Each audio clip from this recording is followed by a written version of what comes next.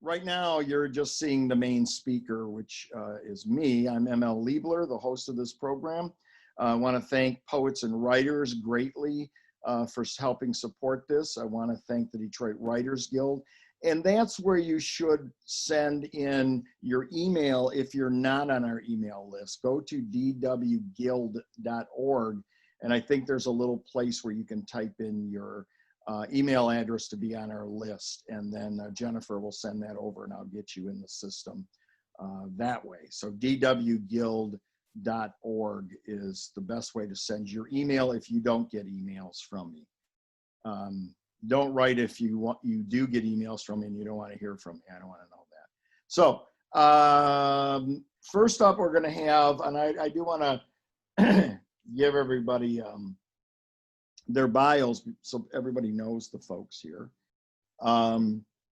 Let's see, I got the, yeah, there's everybody there. Okay. So on Facebook, you should be able to see their beautiful faces.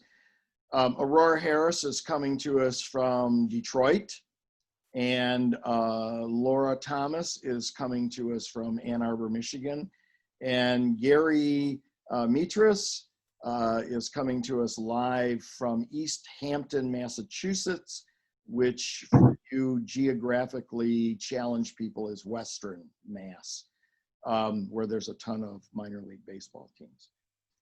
So Aurora is going to kick us off.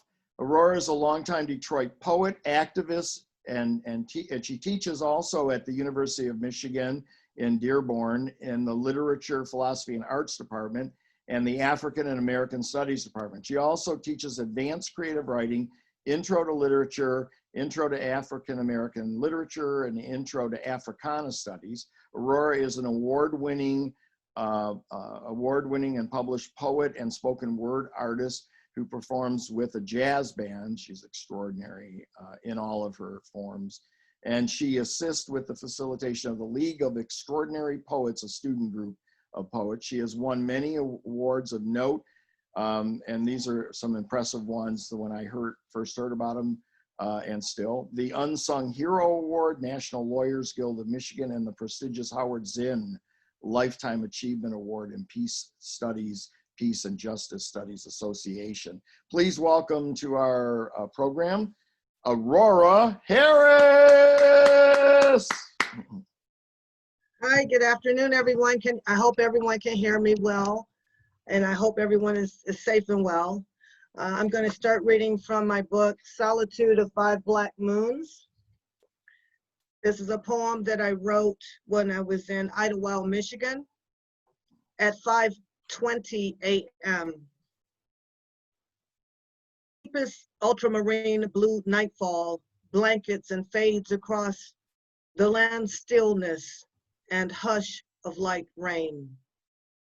From the echoes of cities to trails of wild fern, the world's madness is rocked asleep in the arms of peace, while dawn's hazy light raises pheasant and geese. She illuminates mushrooms scattered gold, white, and pink, open like fans and paper umbrellas. That was from Idlewild, Michigan. The next one I'm reading is from our new publication, Respect, Detroit Poetry, Music about Detroit poetry about Detroit music. And this is called So Beautiful. The music in this city, the city of genius,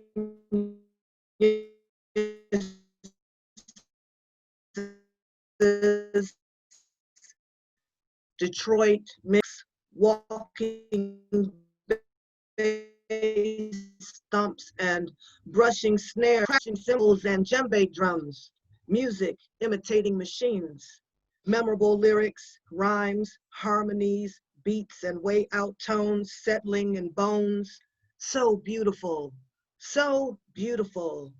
this homegrown and transplanted colorful quilt of sound, Motown, blues, jazz, soul, gospel, rock, techno, and rap, wrapping our souls up clearing heads from troubles, being backdrop music in human rights struggles, music, wailing and strolling deep in places, making us sigh, cry, dance, laugh, tap feet, snap fingers till we're tired, collapsed in a heap of joy and happiness and good memories.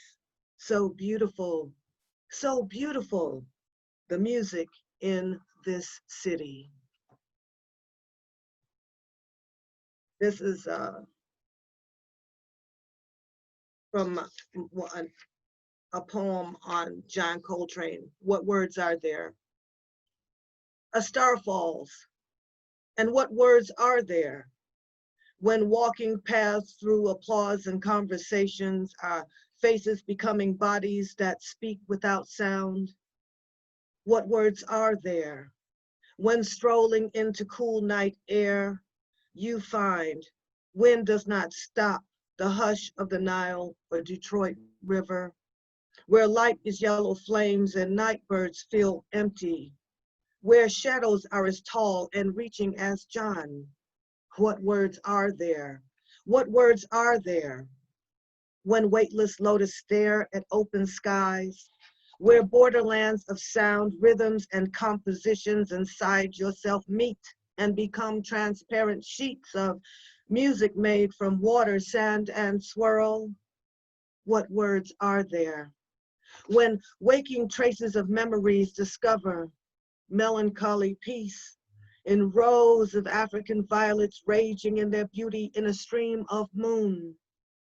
Some quiet flame of peace that brought John's compassion, love, consequences, serenity, his meditations inside interstellar space where stellars are regions, are rattle and tremble, the cold sweat driven circular reflection in splashes, colors, sparks, storm, and glances of his language written on pages of his being and not. Words are there? What words are there? What words are there? What doors are open in spaces between breeze and lush, rich neons of sleeping cities? The flow of touching rivers with eyes, the flow of tasting a moment of sky, the flow of standing on lightning bolts to find an image chord, perfect note that only appears in brilliant flashes that disappear like echoes through holes of time that erases itself in the middle of the world's insomniac nights when waterfalls are really sepia sketches of flowers blooming along the edges of an artist's mind. What words are there? With that photo of John standing there, draped in orange or spotlight white, blowing somebody's Afro blue birdland dusk back into its rift horizon.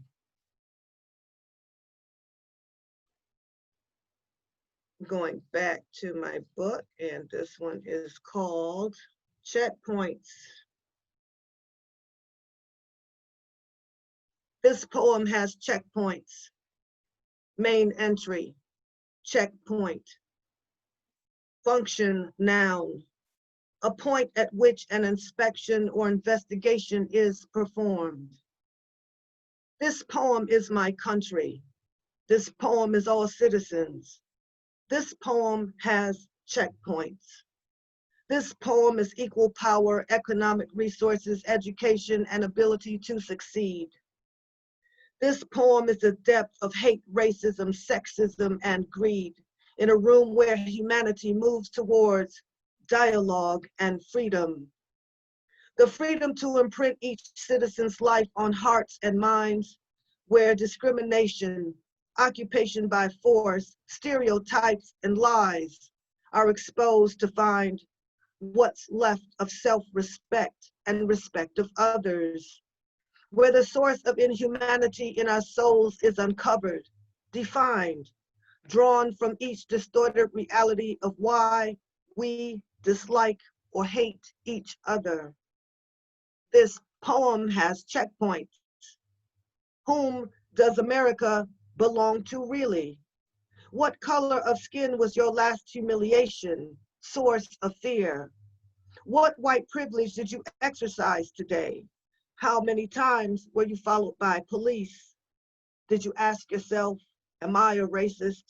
Did you ask yourself, how do I practice racism? Did you ask yourself, how homophobic am I? What shade of sexism is your favorite?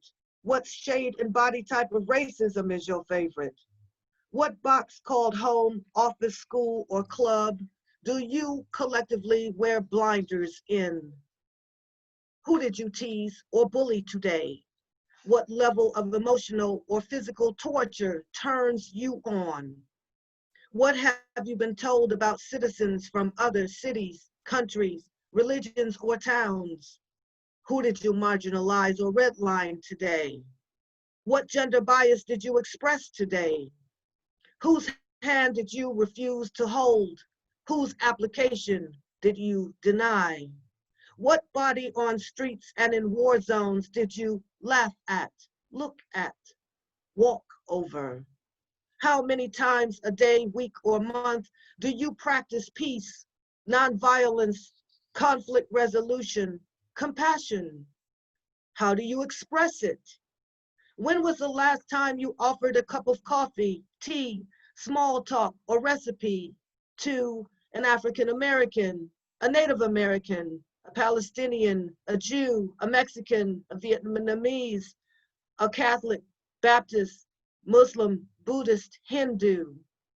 Where is a safe place you can take them to dialogue about peace? What is an American? What is your responsibility to most that suffer? This poem is my country. Checkpoints are found in reflection in the mirror.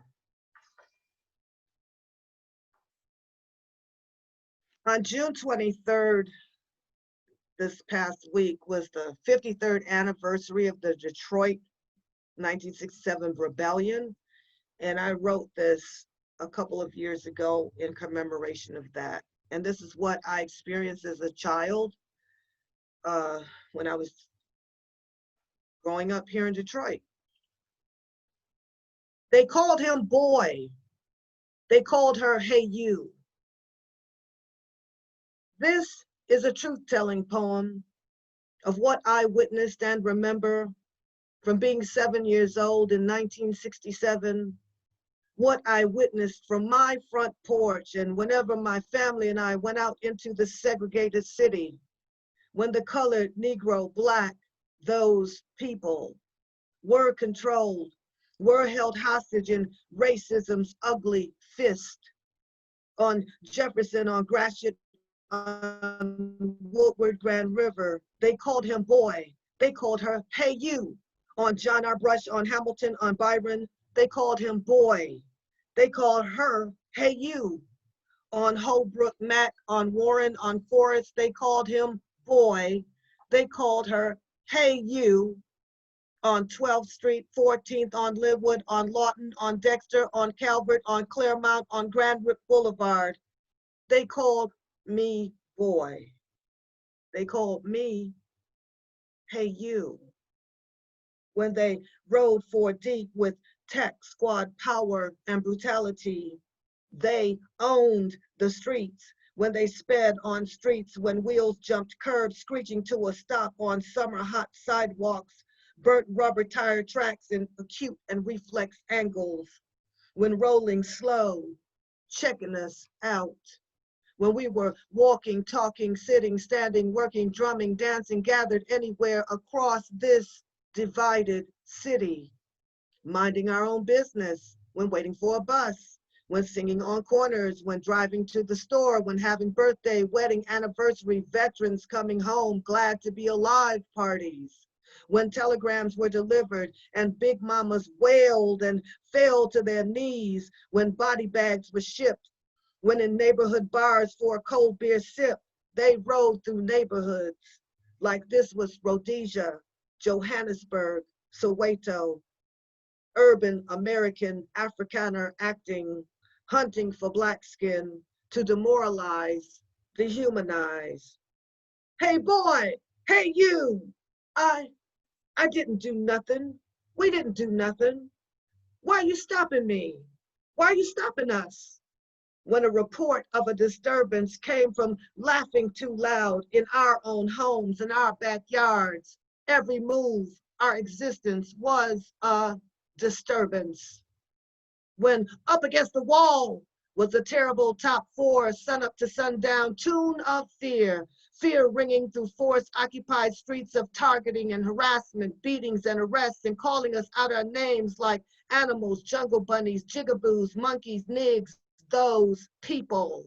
The sun up to sundown tune of fear, something thudding on flesh, billy clubs, flashlights, gun butts, rifles dropping hard on black bodies and heads like quarters stacked on record player needle arms dropped on black skin spinning and spinning like dime store records with deep scratch marks permanently stuck on boy, hey you, and possible suspect. Where you going, boy? Who you talking to, boy? What you say to me, boy? Hands up, nig, up against the wall. Spread your legs now. Don't turn around. Hey, you, yeah, you. Where you taking them big legs in the middle of the day, in the middle of the night? What you out here selling, girlie? Nothing, sir. Just trying to get home, sir. What you shaking for? Why don't you shake that big butt of yours? We saw you pacing and shaking on the street. It's hot outside, just trying to catch a breeze, sir. Catch a cab, catch a bus. Sir, officers, sir, sir. Why you stopping me, sir? Hey, you, empty your purse. What you got in your bra? What you got in your skirt? Where's your pimp at? They called me, hey, you, like I was a prostitute when I was just tired from cleaning white folks' houses, when I was just tired from teaching all day, when I was tired from emptying bedpans, when I was tired from styling hair all day, when I was tired from picking up clothes in hot dressing rooms for $2 or $3 an hour. Officer, officer, officer, sir. They called me boy. They called us boy. When they snatched us around, when they handcuffed us to that light post in that alley off 12th Street, billy clubs cross our throats. They beat us down till we could smell blood from our cracked heads mixed with the stench of garbage and sewers. We could still hear mamas, oh Jesus, oh Jesus. They called us, hey you, when they manhandled us, when one cop feels across our chest, between our legs, gun pointed at head, while under arrest for nothing, for nothing. And the city was hot. The bus lines were hot. The fault lines were hot. The $50 to $60 a week dangerous overtime car factories were hot. White folks' kitchens we cooked in were hot. Roach-filled, cramped, tiny room apartments, flats, and bungalows were boiling hot. And bodies and minds and tempers were hot. We could only take so much racism, see? We weren't gonna let them keep terrorizing, see? Them pushing us around, beating us down, stopping and arresting us for nothing, see? Treating mothers and sisters like hookers, see? And when the heat wave came, and the we can't take it no more soup rapidly boiled, and every red line walled off, backed up, back into segregated, discriminated, frustrated, low pay, high rent, high interest, no loan, substandard, unhealthy, terrorized, racist corner they created for us to live in and maybe survive with our lives, perpetually held in a 300-year wait for equality and justice line we faced every day. In banks and restaurants, hospitals and schools, department stores, corner stores, insurance companies, clinics, slumlords, landlords, factories and foundries in this pressure-cooked city, boiling and boiling and boiling, heat rising to rebellion until everything exploded, burned all the racism and hatred towards brutalized, terrorized, terrified Black people down to the ground like napalm in a war zone. Thank you. Okay, I have one more. Do I have time for one more? Okay, this one,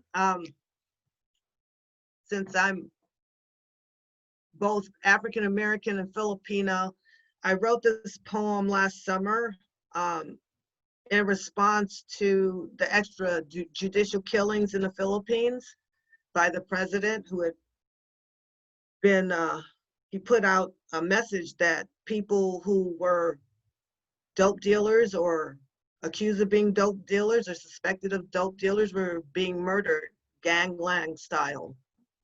This is called Labanan, resist. Resist dead bodies before due process.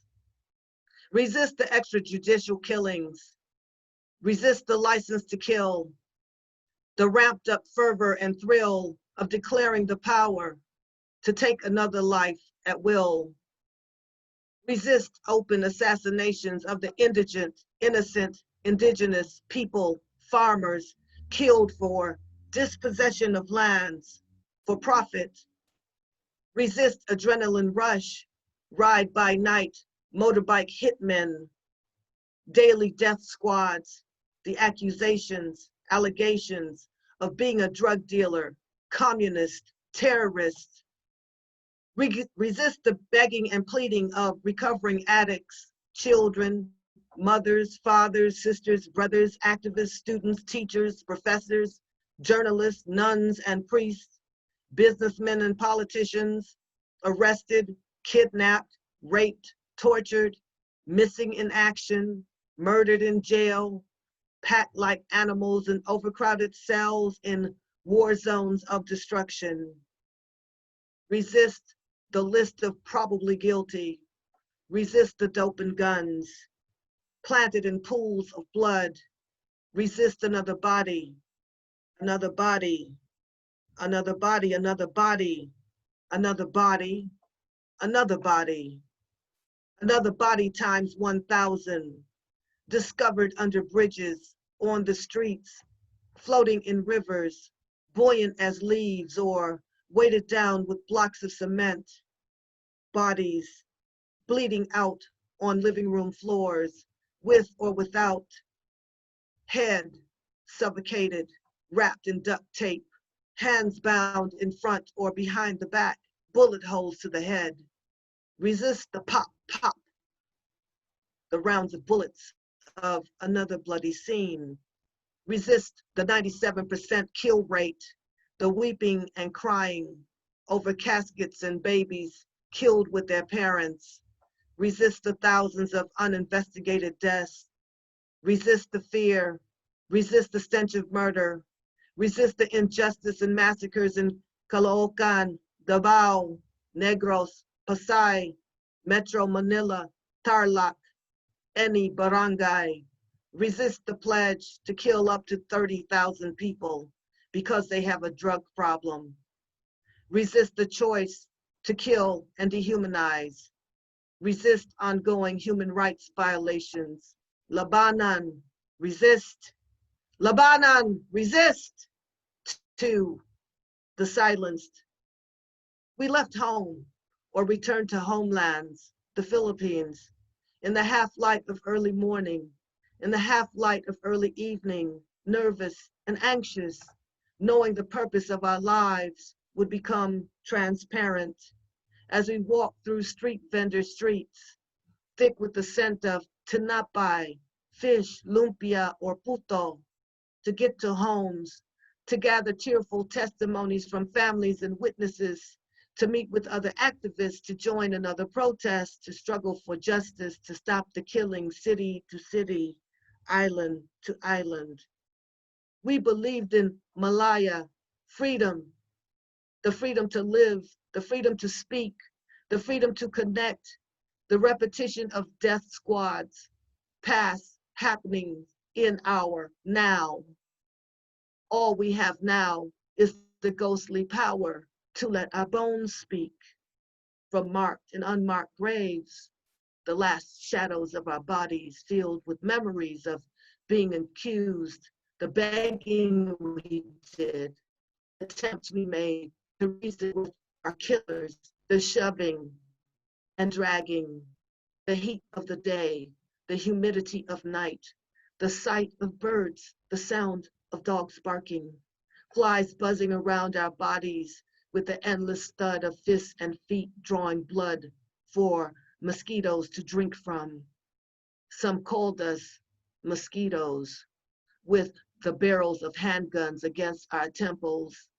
Our skin began to sing, my body is a temple, my body is a temple, my body is a temple, my body is a temple, until our souls recognized the sound of hot tape being snatched off the roll to seal our eyes, our ears, noses, mouths, tape tightly pressed, fear mixed with pride, and hopes that one day the massacres will stop.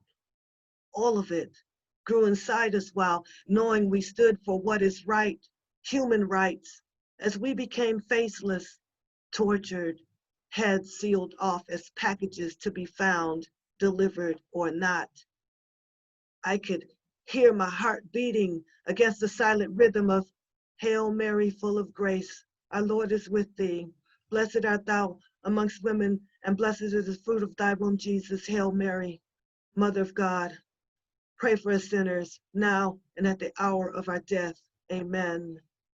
Our I love you, cross space and time. I was buried here. She was buried there. They found him over there. They last saw her under the bridge. If you listen very closely, the wind will tell you, the earth will tell you, the ghostly power of our bones will speak. Listen, can you hear us? We are buried here. Thank you. Aurora Harris. Aurora Harris, thank you, Aurora. Thank you. I don't know how many people are watching us on Facebook, but I'm seeing a lot of messages and praise coming up from our non-studio audience at this point, our Facebook audience. Remember, the next reading on August 16th, we'll have a Zoom audience for people to join in, and then people can watch on Facebook too. If, you know, we're just going to avoid the Zoom bombers. But thank you, Aurora. And Aurora's book and Laura Thomas's book, and she's going to read next. If I didn't mention it at the beginning, a big sponsor of this is BookBeat. We're trying to really support BookBeat during these trying times as an independent bookstore. So the books by Aurora, I'm sure are there, and I know Laura Thomas's book is there because it's part of the Made in Michigan series. So with that, and also a great young Detroit poet, Vincent Peroni, just emailed and said that the dwguild.org site is down right now. So if you're not getting emails from me, just message me on Facebook with your email address and we'll put you in our system. Laura Thomas is the program head at the University of Michigan's Residential College Creative Writing Program, where she teaches fiction and creative nonfiction. She is the creative writing major advisor, and also is the residential college academic advisor. Her short fiction essays have appeared in numerous journals, anthologies, including the Cinnamon Review, Nimrod, International Journal, Epiphany, Witness, Midwestern Gothic, and other literary journals. Her short story collection, States of Motion, was published in the Made in Michigan series, which I co-edit. with Mike Delp at Wayne State University Press in 2017, that book debuted to a strong national review and was a finalist, which is no easy task, for the Forward Review's Indie Award. The collection was also named a notable debut by Poets and Writers, and she has organized author residencies and literary festivals and has led many panel and workshops and critique sessions. In 2018, and this is kind of gone now from the pandemic and maybe otherwise, but in 2018, she served as a writer in residence for the annual Carytown Book Fest, which was quite a book fest. Please welcome to our screen and to our ears the delightful Laura Thomas. Mel, thank you for that lovely introduction. And Aurora, that was such a powerful reading. I'm really honored to be sharing the screen. It's not the stage with you and Gary today. It's a big honor for me. And I want to thank ML and the Detroit Writing Guild and Poets and Writers for putting on this series. I think I've seen most of these readings, and they're just delightful, and they're really helping us all get through this pandemic, ML, so thank you. So as ML mentioned, my collection is States of Motion, put out by Wayne State University Press. And I'm actually going to read just a couple of brief passages from a story that I've never read from before. It's called The Lavinia Nude, and the reason I'm choosing it today is because it is set not during swine flu, but there was a bad flu season that predated swine flu, and that's the backdrop for this story. And in reading it for today, I have a different relationship now with the story from when I wrote it originally with the pandemic times that we're in. I found myself just relating to the main character, Marlon, in a different way. You know, I feel like the pandemic is, sort of, for me at least, hopefully a once in a lifetime event of global scale. But I also find that I'm still dealing with my own sort of stuff, so there's this global thing, and there's this anxiety and economic fallout and health fallout and social fallout. And yet here I am in my house, just kind of dealing with my stuff, I haven't become uber pandemic woman. I'm still just, kind of coping with my own thing.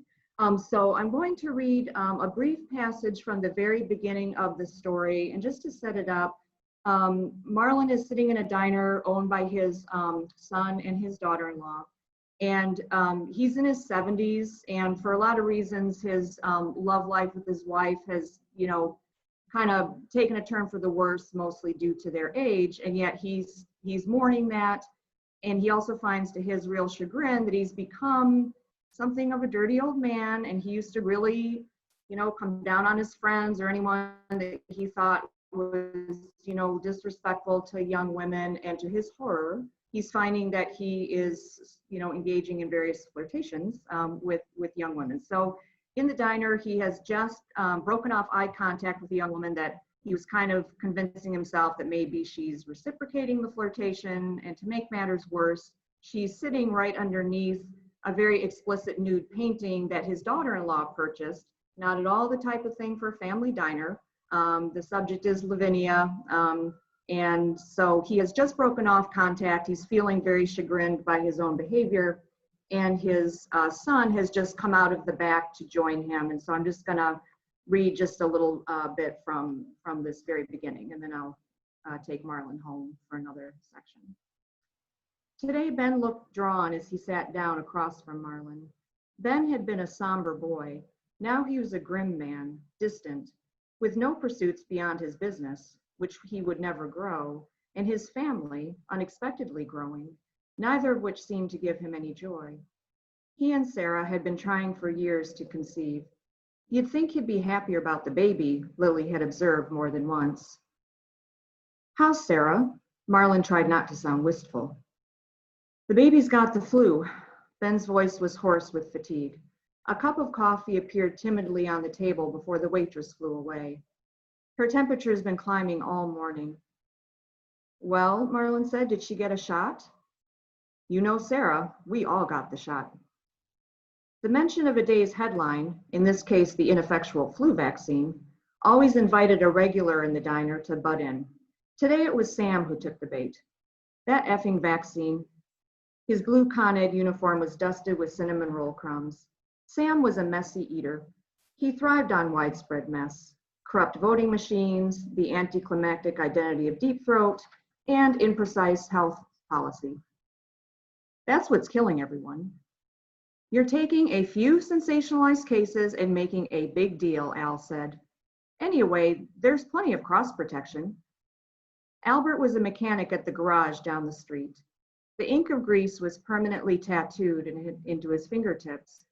Marlon liked Albert's optimism, even if it had taken him 3 separate repair appointments to fix Marlon's brakes last month. It doesn't match the H5N1, but it's got an H6 variant, so there you go. That's bird flu, you dope. People get H3N2. Sam always had the facts straight. Maybe that accounted for his grim outlook. Anyhow, some cross protection. Those kids who died in Colorado, some of them were vaccinated. Hey, what's your baby's fever up to, Ben? 103, Ben said tiredly, but he smiled at Sam. The regulars were his customer base. That's high, Marlon said. He felt the familiar bubble of anxiety. He swallowed hard. Nothing like illness to smother lust. He didn't even want to look at the woman in the corner now. You'd better take that baby in. Sam popped the rest of his roll into his mouth. Flecks of cinnamon peppered his chin. I'm going to close up in a while and go home early, Ben told Marlon. Al said, business isn't going to be worth much this afternoon. Most of my crew is homesick. I can go over to the house, Marlon said to Ben. The offer wasn't sincere. There was his anxiety, and there was Sarah herself. Sarah in the diner was a different creature altogether from Sarah at home with the baby, with her chronic fatigue and endless worry, turning her by excruciating degrees into Ben, exhausted, unsmiling, and preoccupied. It's okay. We wouldn't want you to get sick. But then you never do you? Lucky you. That pebble of anger in Ben's voice. I don't know if it's luck or not. Marlon didn't want to discuss his devilish immunity to illness. But it was the time of year when Ben, susceptible as he was to colds and viruses of every strain, always brought it up. And with such resentment, Marlon always wondered what his son really wanted to say to him, as if there weren't plenty to say. Okay, so I'm going to just skip forward and bring Marlon home to his wife, Lily. And I chose this passage because it also has something to do with Marlon's hobbies. And I don't know about you all, but I've been doing some hobbies to try and get through this pandemic. And by now, you know, I'm feeling like I'd like to move on from those hobbies. And so I kind of chuckled a little bit when I read this passage. Although it isn't that funny, I think Marlon's attitude towards hobbies kind of, I understand it in a new way now. All right, so I'm going to pick up with Lily had the flu. He could see it at once. Her gray eyes glittered with fever. Swollen blood vessels on her cheeks inflated her veil of wrinkles. He still wasn't used to it, the way the fine lines of her skin had withered to an alarming tangle of folds and creases that left only the soft crescents under her eyes smooth.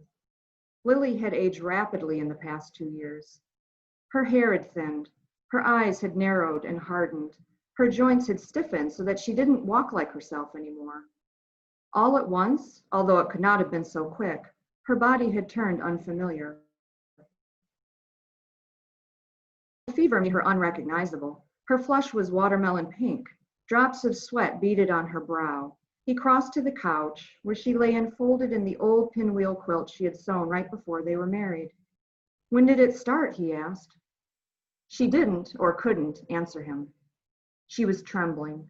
He tucked the quilt more snugly around her fallen shoulders and caught sight of her nightgown. She had not even dressed. When he left that morning, she had been nursing her coffee. Marlon felt a prickling of fear. He knew how it would go. She would lie in bed, shivering violently, as if she meant to throw the fever off. Watch him with hard, shining, practical eyes, while the fear gnawed at him. The days would crawl. They would both be waiting, each certain of different outcomes. Lily hadn't been vaccinated, a bad decision at her age. Neither had he, but then he didn't need it. It's the flu, you think? He sat balanced on the sofa's edge so they barely touched. A rasp rose from her throat's deep hollow. Oh, for heaven's sake, don't start hovering. Let me check your temp. He was pleading, as if quantifying the body's struggle would solve anything. Don't bother, she said. Some ginger ale, all right? Marlon looked down at her withered hand bathed in sweat, shrinking just like the rest of her. A year ago, she had her wedding ring adjusted down a half size. The band of white gold still spun easily around the finger's delicate spindle, barely secured by the bump of her knuckle. The baby's sick too, he told her. I spoke to Sarah. She's talking about going to the emergency room. Ben's going home early, Marlon said, but they both knew it would do nothing to calm Sarah down. Lily couldn't understand Sarah's chronic anxiety over the baby. Lily had never worried over Ben. Marlon had mistaken her bravery for some kind of innate feminine utility towards children. Ben's frequent fevers had sparked dismal fear in Marlon, but Lily had taken care of every health emergency with her usual practicality. Sarah's worry over the baby seemed unwomanly to them both.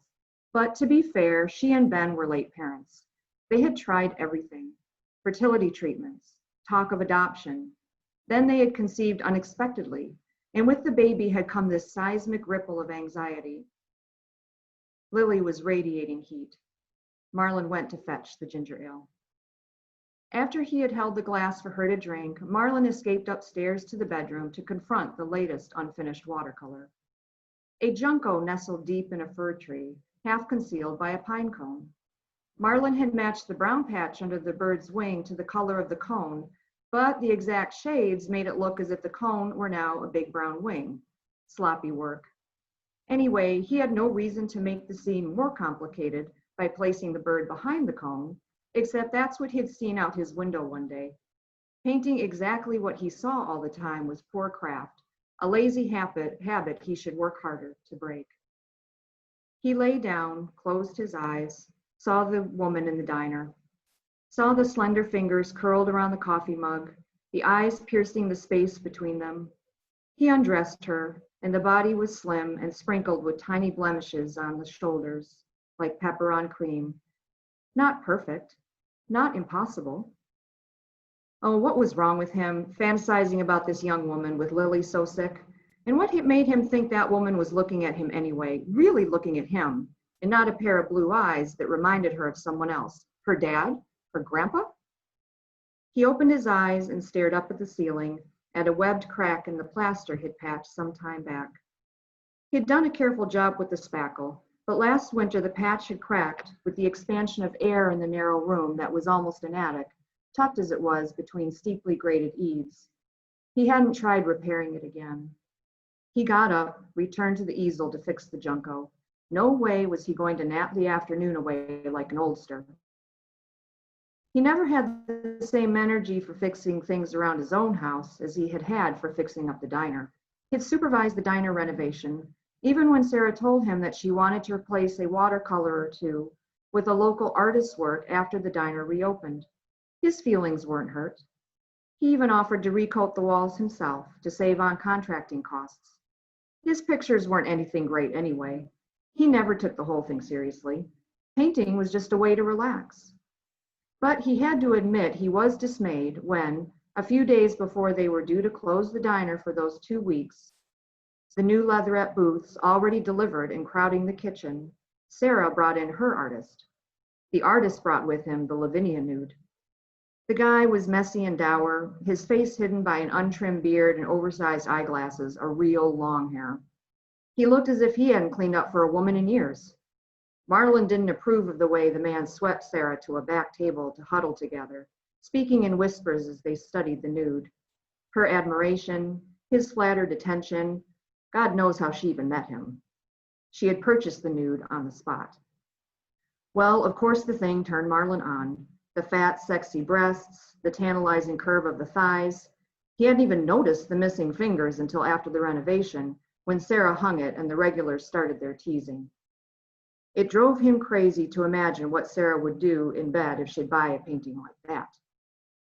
He had never felt the way he was supposed to feel towards his daughter-in-law, and she had never acted the way she was supposed to act towards him. He could never say for certain whether her flirting was a kind way to tease an old geezer. until they'd gutted the diner, and until she'd bought that nude.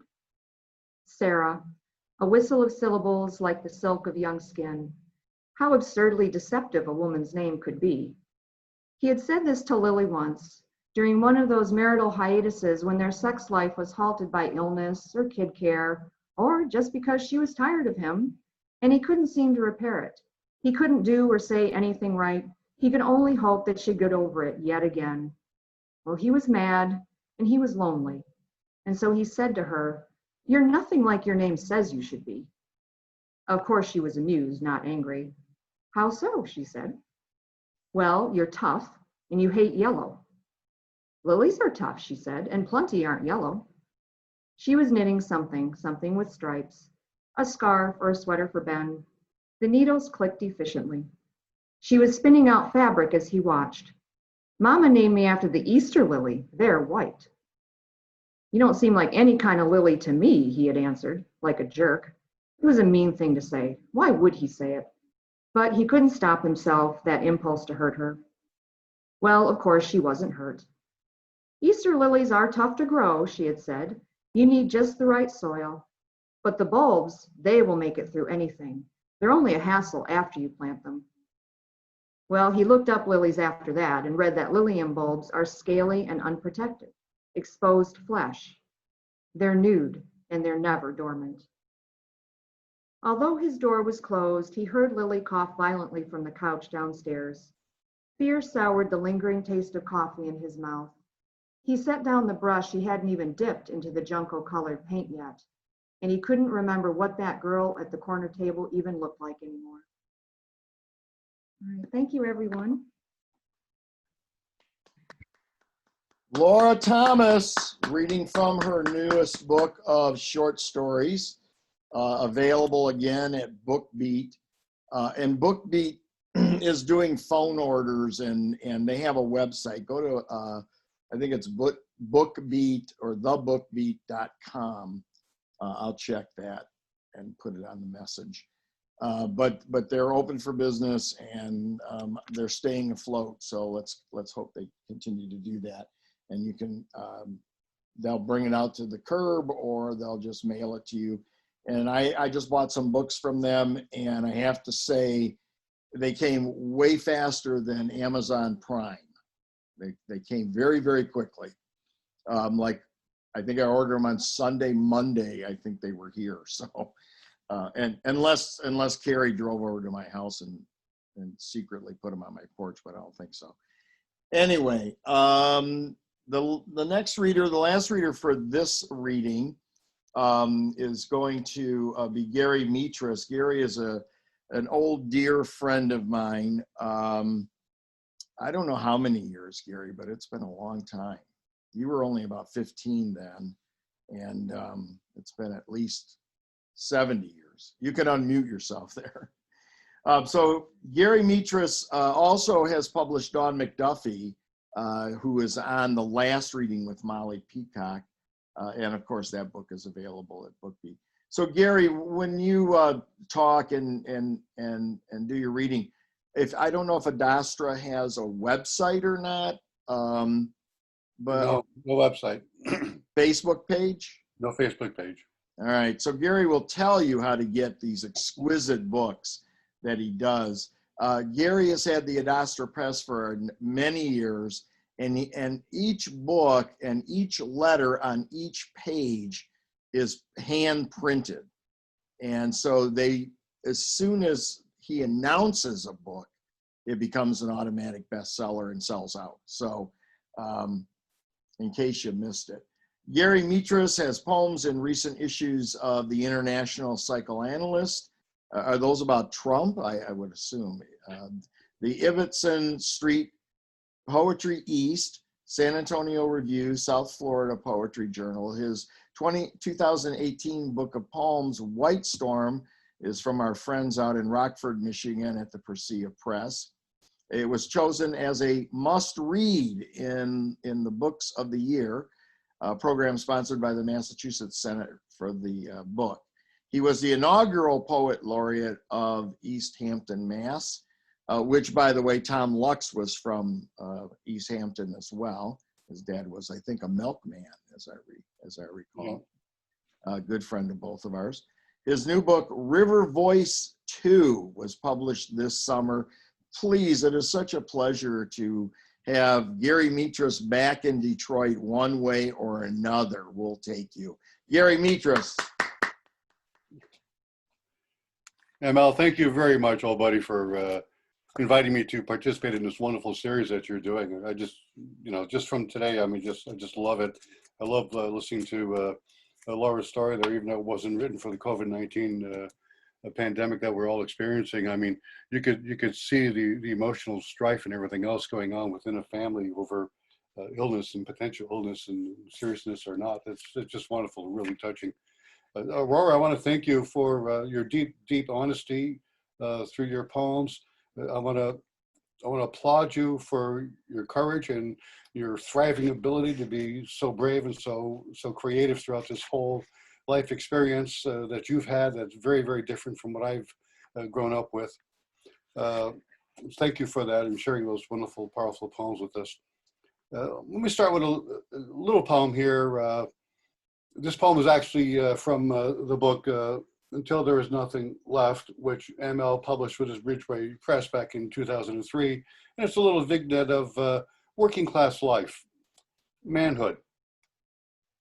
The day after the boy got his driver's license, he said to his father, "Dad, I'm 16, I've got my license, I'm a man, I don't have to listen to you." The father replied, "Son, that's not the way it works. It goes like this. You get one punch. If you knock me down, you don't have to do what I say. But if I don't go down, I get one punch." The boy didn't think about it. He made a fist and swung. His father's head rocked back and his body swayed, but he didn't go down. Then the father said, "My turn."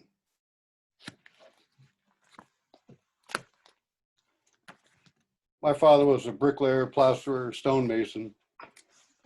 I want to read this poem here from my other fairly new book, Captive in Here, published by Singing Barber Press in Somerville, Mass, outside of Boston. It's called Goshen Stone. And Goshen Stone is what a lot of stonemasons use for paving work and stone walls. The typical New England stone walls you'll see piled up in the old farms and stuff like that are all made out of Goshen Stone or some variety of it. This is about my father making a stone wall. With the last tap, tap of the hammer's wooden handle on the corner of the capstone, the mason steps back, runs his eyes along the line, then up and down the wall. He winds the string back onto the broken foot of ruler, retrieves hammer, chisel, trowel, slides them into their places in the toolbox built long ago. Stretches his spine so far back he sees only treetops, and then sky as blue as his baby's eyes. He slaps his thighs, dust puffs the air. Toolbox in one hand, the other balancing a 4-foot level on the shoulder. He walks to the old Ford car before home. When he thought his son was old enough, he drove to this house, though out of the way of any errand. Slow, stopped, and said, solid. Those steps, thick slabs of Goshen stone laid atop mortared brick, 60 feet from street to door at 40-degree incline. These old bones remember every job. Once the son drove by that house with his own son in the front seat, ice cream beginning to drip from the cone in the boy's hand. He stopped and said, "See that stone wall and those stone steps? Your grandfather built them long ago, and they still look good, solid." Then he said a few more things about stones, as if his own soft hands knew what that meant.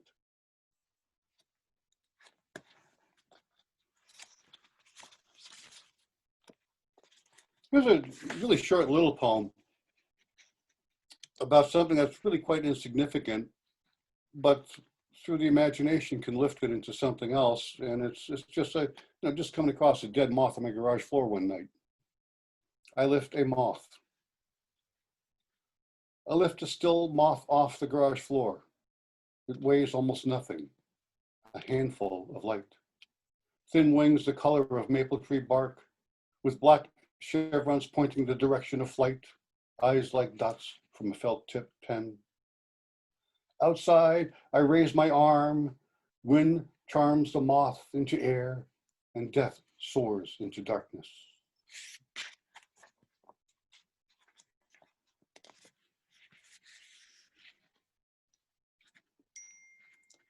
All the stuff going on in the world, it's a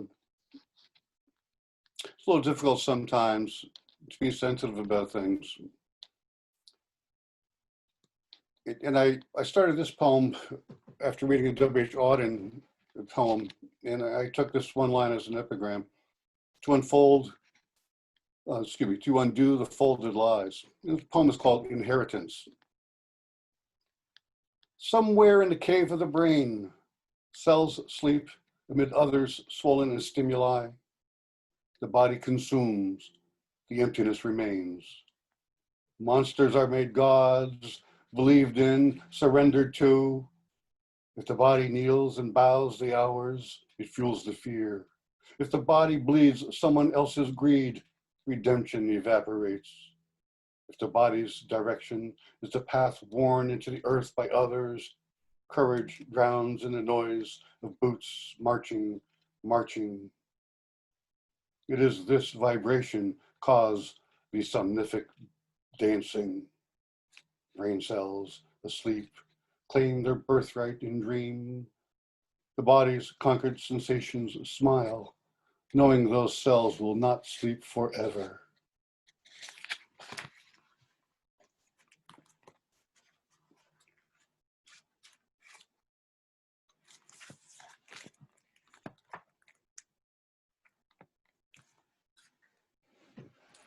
I don't know how many of you have done this, but anytime I go to any kind of a wake or funeral, I somehow or other envision my own wake. This poem's called To Purgatory. And I use a line from a Jack Gilbert poem to introduce the poem. And the line is, we kiss the person we love last thing before the coffin is shut.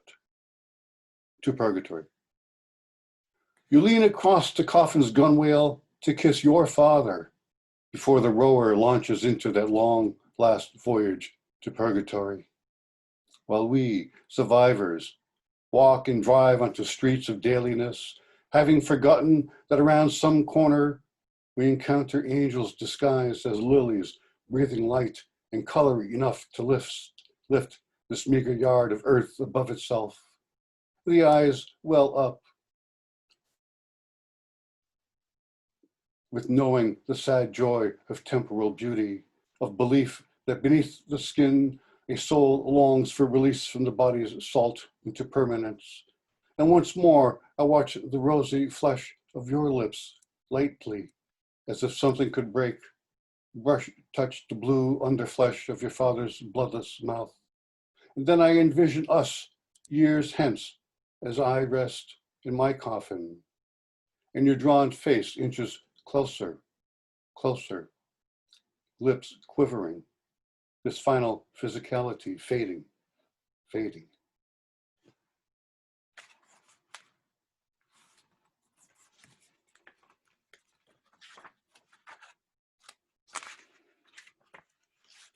I'm going to read a little bit longer one there. It's a 3-page poem. It draws on a lot of Greek mythology. In my backyard, my house is built in an old hay field, and I have a half-acre yard in the back. Well, it's an acre actually, where I actually allow the old tall rye hay grass to get waist and shoulder high, and I mow into it a labyrinth, a classic labyrinth. I've used different ones from different historical periods. Lately, I've been using the one that was discovered for King Minos's labyrinth that he tricked all of the people with, and right in the center of it, of course, was the Minotaur just waiting for any interloper to come in there and jump on him and destroy him. So every year at the end of the summer, I mow the whole field down, and I use this to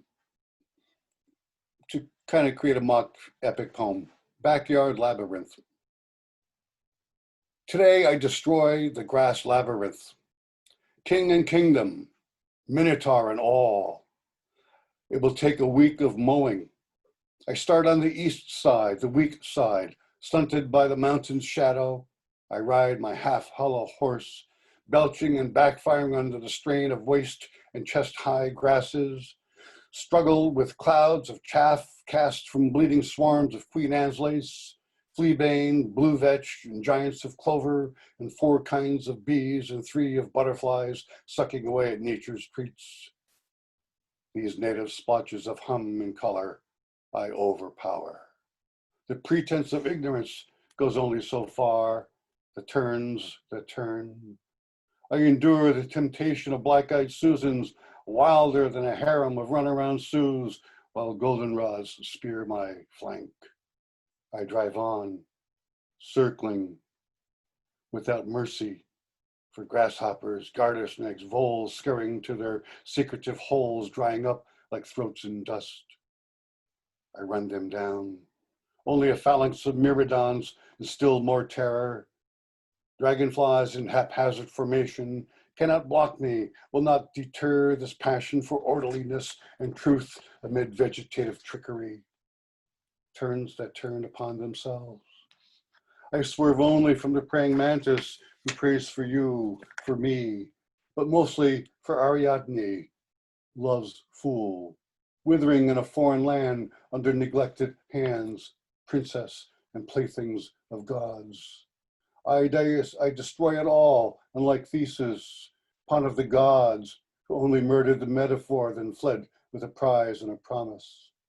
Ariadne of the beautiful vowels, how could you know the island of Naxos was home to Dionysus, who would woo you, love you, marry you? Dionysus and the golden crown of stars for you. Ariadne of the falsely promised, turn upon turn. How could you know Theseus would make your sister his wife, and she seduce his son to no avail? Vengeance and jealousy become law, a noose in a tree, a hem swaying in a breeze. Balls of grass, skeleton of rabbit, scent of fox, spume of coyote, even the misinterpreted greed, the envy, the ego, hurt in the world of love, I take it down. Masses of weedy blossoms shivering at my approach. Down go the hateful dandelions, the milkweed, the obnoxious pokeweed. I scare them with thunderous noise, then slice with whirling blades their frond like arms. Their wiry torsos, feathery torsos, and seated heads diluted with hope. Even the blue lupine, dried black and brittle in the August sun, goes down. I bludgeon mosquitoes and diphtheria, push through flocks of dazed moths. Even the darkening clouds withhold their thunder and lightning, as if I needed Zeus's approval to raise this acre testament to superstitions, to romantic dreams. I, who created this labyrinth of grass, turn within turn, contiguous, contagious, an amusement of prayer, no less false than false love. I, who groomed it, walked it, each step a verse, twisting and circling strophes, a death chorus, a life chorus, turning against itself. I, who nested bluebirds and swallows, sparrows amidst it, nothing stops my advance. I destroy it all but the story.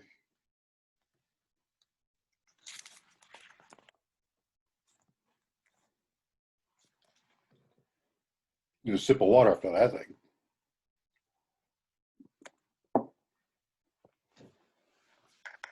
Most people in my generation, the 60s generation, know that the Beatles song Lucy in the Sky with Diamonds is a tremendous, powerful anthem for a generation. And many of them know the story that that inspired the poem. And the story was simply that John Lennon's son, Julian, came home from kindergarten one day with a watercolor her finger painting color that he did of another girl in his class named Lucy, and he put stars in her eyes. And that's what inspired John to write that song, even though the LSD acronym has fooled a lot of people. Well, Lucy died in 2009. I remember reading her obituary, then I looked up a little bit more about it. And so I wrote this poem about it, Believing in Eyes, for Lucy O'Donnell Vauden. So there's Lucy, dying sadly in middle age. None of her friends ever believed there were diamonds in her eyes, but there were. When he first saw them in the classroom, little Julian Leonard painted them as stars, and his father wrote that song. He believed in those eyes, those diamonds. They were shining in my wife's eyes that first dance in high school, and in my daughter's when she first held her daughter in the hospital, and in my granddaughter's eyes the time we rolled on the floor singing, giggling.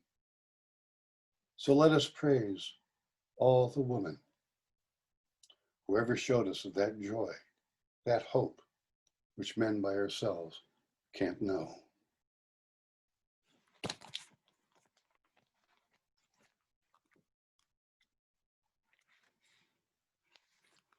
As I'm almost saying, my press at Astor Press, a 40-year-long career. I'm pretty much bringing it to a close with this book right here, which is the new book, River Voice 2. This one is not a letterpress edition.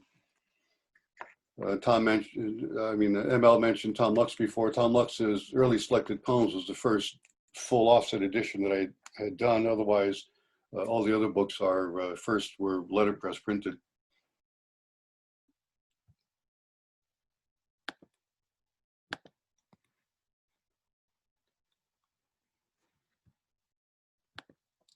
So my passion these days is fly fishing and fly tying imitation insects to catch trout. And in the whole process, I've discovered that hand setting type no longer gives me the pleasure that hand tying trout flies do. So partly I'm closing the press down for that, and partly to concentrate on my own writing instead of others. But anyways, this collection here is just all about experiences on the river while I'm fly fishing. A voice. Sometimes when I stand in a river, fly rod in hand, pausing between casts, water whispers to me, tie on a small dark fly, for midges will soon hatch, and you remember how insatiable is the trout's appetite. Wade a little more upstream. There is a hidden upswell that trout circle because bugs use it to climb to this light. Can you feel my thirst to join the deep currents in the ocean? How even now that is where I journey, while you stay here, rooted to this river. But know, too, that flux of your existence washed downstream, like sediment to deposit somewhere else, to feed other life, other dreams. Sometimes this voice seems floating on the air, or twisting leaves and trees, but I know it is water speaking to me. And always, always, I listen and do what water says and go where water goes.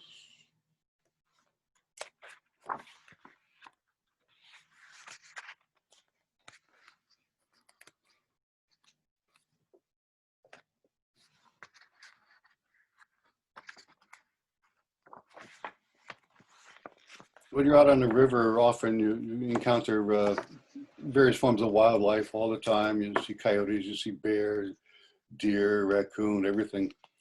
This one day I came across a mink. This was in the wintertime, and the mink was on the opposite side of the river from me. And so I wrote this poem about that. Mink. It doesn't see me walking the path on the other side of the river. I watch it stepping sure-footed up and down the rocks of the riverbank, its dark fur glistening under a dull sky. its long body undulating over hard stone. I whistle. It stops. I stop. Its small head with smaller eyes turns to stare at me. I'm sure my wraparound sunglasses make no sense in its memory bank. A wide, dark stripe across a pale face, half hidden by a faded red hood. I must seem, if anything, an exotic and wingless bird. I chirp. It turns away and quickly continues to its own journey along the river. I will tell others I meet today about whistling to a mink and wonder if I will become a story in its world.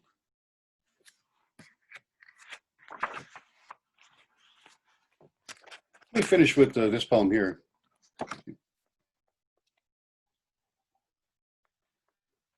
Called Bluegill, Bluegill. Bluegills are small sunfish or panfish. They have a shape like this, and they're 4 to 8 inches long or so. They're a warm water species, so you find them in almost every single pond all over the country. And they're just a lot of fun to catch, especially if you have young kids with you. And I've been bringing my granddaughter out to the local pond we have in town, the old factory pond, right in the center of town, to fish for bluegills. And been doing it with her since she was 5 or so years old. She's 10 now. This poem is for her. Bluegill, bluegill. You fish with a real worm, a red and white plastic bobber, and catch bluegill, bluegill, bluegill in the little pond in the center of our little city. I cast a fake worm I tied from chenille, watch my white thingamabob for a fish bite, and they do. Yours is a spin cast outfit, the Shakespeare Company, though without a Juliet and no Ophelia. I bought it for you for Christmas. Mine's an Orvis rod and reel. No big deal, because I too catch bluegill, bluegill, bluegill.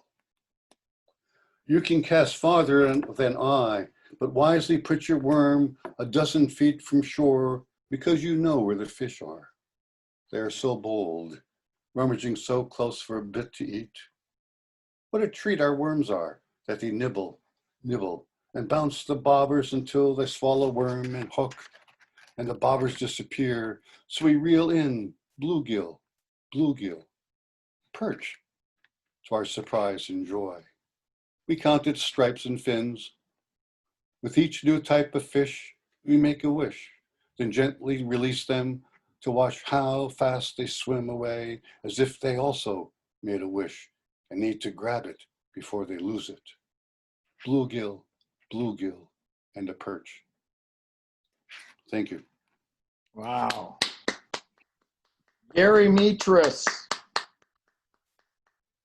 Now, Gary, I know that you you don't have a website, you don't have a Facebook, but you have your own Facebook, do you not? Yes, I have my own Facebook page, and people can contact me through there. Yeah, so message him. I don't know if there's a lot of stock of Adoster Press books. My guess is no. But doesn't Small Press Distribution distribute them? Not anymore. Oh, okay, okay. But you can check through your local independent bookstore, and they could get them through me. Okay, that's a good deal. Amazon.com carries most of the titles also. Okay, so definitely look into ordering online through BookBeat. You don't have to go in the store, although you can, I think. Now you can enter with a mask, perhaps, but easy to do it online until we get a vaccine, so all of us on this program can go out again and play. So I want to thank everybody. The next reading is going to be August 16th with Mark Doty and Minnie Bruce Pratt and Mary Jo Frith Gillette. And then there's going to be, we're going to try a Poets and Pies. I guess you got to bring your own pie virtually through the library. That is going to be a little different program with Judy Bryce, Charlie Bryce, myself, and another reader, where we'll read a couple of poems, like one or two, and then talk about what went into them. So you'll hear about that. All of this stuff gets posted on my Facebook page, which most of you are watching this at now, and also on the Detroit Writers Guild Facebook page. They have a Facebook page that is up and running, I know. So thanks to Aurora Harris, once again, great, powerful reading, and to Laura Thomas, wonderful reading of fiction, and also Gary Metras. So thank you all. And thanks to all of you out there watching it. Again, if you want to be in our Zoom audience for the August 16th show and subsequent shows, and you're not on my mailing list, which means you don't get emails from me about poetry stuff, then you can send your email, as a message through this medium of Facebook here. And we'll have a little audience, and we'll all hoot and scream and blow horns and jump up and down. So thank you again, Aurora, Gary, and Laura, and to all of you for watching. This is the Living Room Online Literary Series. I'm ML Liebler, your host, and thank you, everybody. See you next time.